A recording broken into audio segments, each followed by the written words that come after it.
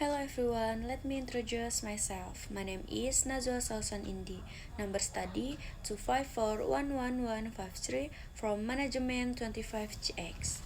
Today, I will explain the concept of monetary economics in the Introduction to Macroeconomics course. Topik ini akan membawa kita memahami apa itu uang, bagaimana jumlah uang beredar, diukur dan dikendalikan oleh bank sentral, bagaimana sistem perbankan menciptakan uang, serta bagaimana kebijakan moneter mempengaruhi perekonomian secara keseluruhan. Apa itu uang? Secara sederhana, uang adalah segala sesuatu yang diterima secara umum sebagai alat pembayaran. Uang memiliki 3 fungsi utama. Pertama, sebagai alat tukar yang menggantikan sistem barter. Kedua, sebagai bantuan hitung yang memberikan standar untuk menetapkan harga dan mencatat utang. Ketiga, sebagai penyimpanan nilai, yaitu sarana untuk menyimpan daya beli dari masa sekarang ke masa depan. Selain itu, ada konsep likuiditas, yaitu seberapa mudah suatu aset diubah menjadi alat tukar. Uang tunai adalah aset yang paling liquid. Jenis-jenis uang. Uang dapat dibedakan menjadi 2 jenis. Pertama, uang komoditas, yaitu uang yang memiliki nilai intrinsik. Contohnya, emas dan perak yang dikenal sebagai sistem standar emas. Kedua, uang fiat, yaitu uang yang tidak memiliki nilai intrinsik tetapi ditetapkan sebagai alat pembayaran sah oleh pemerintah, seperti uang rupiah yang kita gunakan saat ini. Nilai uang fiat bergantung pada kepercayaan masyarakat dan kebijakan bank sentral, dan inilah yang menjadi dasar sistem moneter modern.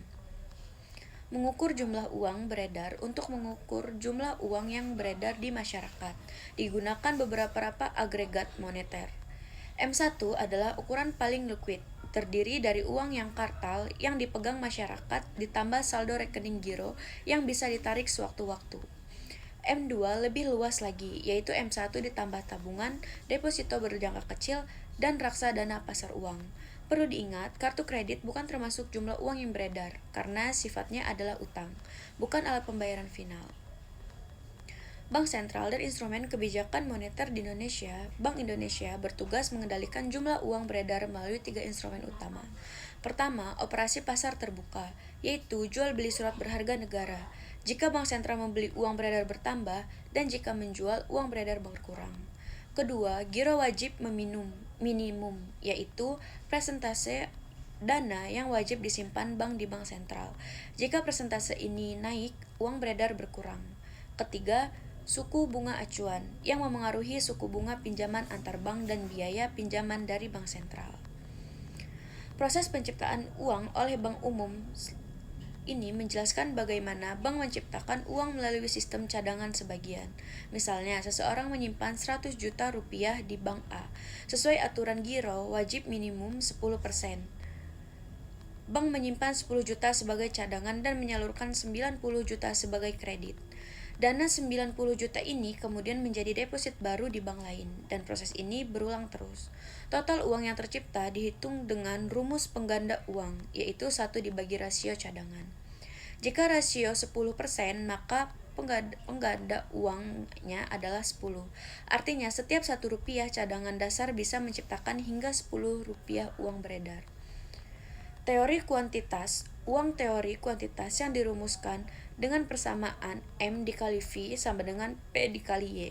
M adalah jumlah uang beredar, V adalah velositas atau tingkat perputaran uang, P adalah tingkat harga, dan Y adalah output real atau GDP real.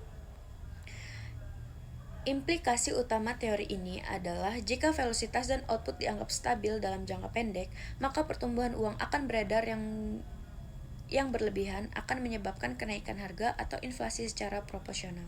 Inilah dasar dari pernyataan bahwa inflasi pada dasarnya merupakan fenomena moneter.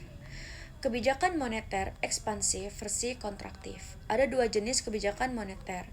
Kebijakan ekspansif diterapkan saat ekonomi mengalami resesi atau pengangguran tinggi, dengan cara menurunkan suku bunga acuan, memberi surat berharga negara, atau menurunkan giro wajib minimum.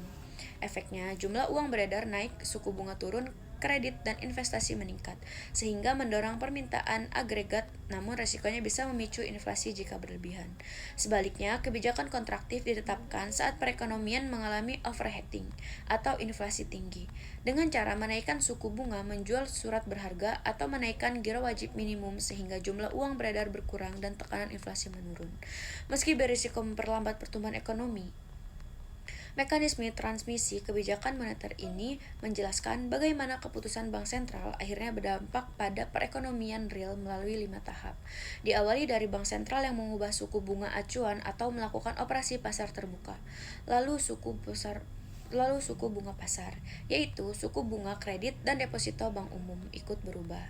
Perubahan ini memengaruhi keputusan konsumsi dan investasi rumah tangga serta perusahaan yang kemudian mengubah permintaan agregat secara keseluruhan, dan akhirnya berdampak pada output atau GDP real, serta tingkat inflasi.